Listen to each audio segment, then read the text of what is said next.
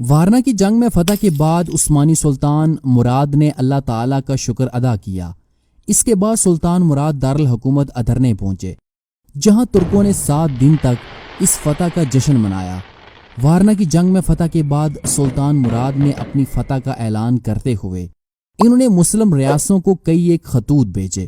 سلطان نے اس فتح کی علامت کے طور پر کئی ایک عیسائی قیدی جو کہ اپنی جنگی لباس پہنے ہوئے تھے انہیں مملوکوں کے پاس بھیجا، اور اسی طرح مزید کچھ قیدی سلطان نے کارا قیونلو اور تیموری حکمران شاہ رخ تیموری کے پاس بھیجے۔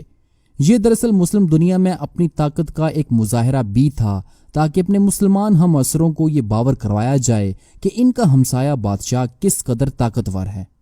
ادرنے میں سلطان مراد نے کچھ دن آرام کیا، اور اس کے بعد انہوں نے مال غنیمت کو خزانے میں جمع کروانے کے بعد جنگ میں شہید ہونے والے سپاہیوں کے خاندانوں کو سلطان نے رقمیں بھجوائیں۔ اب سلطان مراد چاہتے تھے کہ چونکہ عیسائیوں کی طرف سے اب کوئی خطرہ نہیں، تو انہیں دوبارہ دین کی پرسکون فضا میں جا کر زندگی کے بقیہ دن گزارنے چاہیے۔ لیکن سلطان مراد کا وزیر جاندارلی خلیل پاشا یہ نہیں چاہتا تھا کہ کم عمر شہزادہ محمد تخت نشین ہو اور بوڑھا تجربے کار سلطان مراد بنو دین میں اپنی زندگی کے بقیہ دن گزارے۔ وہ چاہتا تھا کہ اب سلطان مراد خود دوبارہ تخت کو سنبھال لیں، لیکن اپنی تمام تر اصرار کے باوجود جاندارلی خلیل پاشا سلطان مراد کو ادرنے میں تخت سنبھالنے پر آمادہ نہ کر سکا، اور 1445 عیسوی میں سلطان مراد نے تاج و تخت پھر اپنے اکلوتے بیٹے محمد کے حوالے کیا، اور وہ خود بنو دین کی پرکیف فضا میں علماء و مشائخ کی صحبتوں میں پھر سے مشغول ہو گئے۔ اس دوران ادرنے میں کم عمر شہزادے محمد کے خلاف ان کے والد کے وزیروں کا گھیرا تنگ ہونے لگا، کیونکہ سلطان محمد کے دربار میں ان کے وزیر 2 گروہوں میں تقسیم تھے۔ ایک گروہ ان کے والد سلطان مراد دوم کے دور کے وزیروں کا تھا، جبکہ دوسرا گروہ ان کے خود کے یعنی کہ سلطان محمد کے وزیروں اور مشیروں کا تھا۔ سلطان محمد کے وزیروں میں ایک زانوس پاشا جو کہ مستقبل میں ان کا سسر بھی بنا تھا۔ یہ شخص دراصل البانوی تھا، اور اس کے والد مراد دوم کے دور میں وہ محل میں چیف خزانچی کے عہدے پر مامور تھا۔ اس کے علاوہ وہ البانیہ میں ایک سنجک بے بھی رہ چکا تھا۔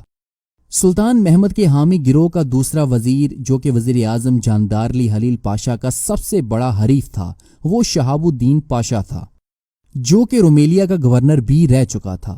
یہ دراصل جارجیائی نژاد تھا، جو کہ 1439 عیسوی کے اوائل میں رومیلیا کا بیلر بے بنا۔ اس نے سربیا کی فتح کے دوران بہت سے سربیائی قلعوں کو فتح کیا، جس سے کہ اس سے کافی شہرت حاصل ہوئی، اور 1442 عیسوی میں مزید پاشا جو کہ جان ہنیاڈی کے ہاتھوں جنگ میں شہید ہو چکے تھے کا بدلہ لینے کی مہم پر سلطان نے انہیں مامور کیا تھا۔ لیکن جان ہنیاڈی کے خلاف جنگ میں انہیں بھی شدید شکست کا سامنا کرنا پڑا، جس کی وجہ سے ان کی ساکھ بری طرح متاثر ہوئی، اور جیسے ہی وہ دارالحکومت ادرنے پہنچے تو سلطان مراد نے انہیں بیلر بے کے عہدے سے برطرف کرتے ہوئے انہیں فوج سے علیحدہ کر دیا۔ اس دوران 1443 عیسوی کی عظیم مہم میں عیسائیوں کے خلاف رومیلیا کے نئے بیلر بے قاسم پاشا کی ناکامیوں کی وجہ سے شہاب الدین پاشا کو انہیں اپنے سابق عہدے پر سلطان مراد نے بحال کر دیا۔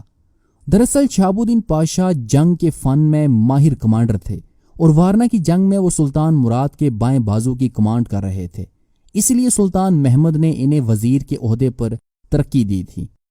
اس کے علاوہ سلطان کے دربار میں ایک اور وزیر عیسیٰ بے بھی شامل تھے، جنہیں وارنا کی جنگ میں شہید ہونے والے کراچا بے کی جگہ پر انہیں اس عہدے پر فائز کیا گیا تھا۔ عیسیٰ بے اصل میں البانوی تھے، اور انہیں اناطولیہ کی افواج کا کنٹرول دیا گیا تھا، اور یہ جاندارلی خلیل پاشا کے حامی تھے۔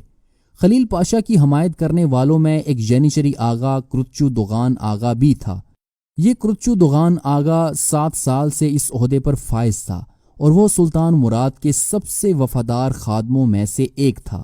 اس نے عثمانی وزیر جاندارلی خلیل پاشا کو دارالحکومت میں بہت زیادہ طاقت فراہم کی تھی۔ خلیل پاشا کا ایک اور سابق وزیر اسحاق پاشا تھا، جو کہ اس کا بہت بڑا حامی تھا۔ یہ سابق سلطان مراد دوم کے سب سے وفاداروں میں سے ایک تھا۔ غرض دارالحکومت ادرنے میں سلطان محمد کے تخت کو شدید مشکلات کا سامنا تھا، کیونکہ سلطان محمد قسطنطنیہ کو فتح کرنے جا رہے تھے، اور یہ جاندارلی خلیل پاشا کو بالکل بھی قبول نہ تھا۔ اس کا ماننا تھا کہ قسطنطنیہ پر حملہ سلطنت کو ایک نئے مشکل موڑ پر لا کھڑا کرے گا۔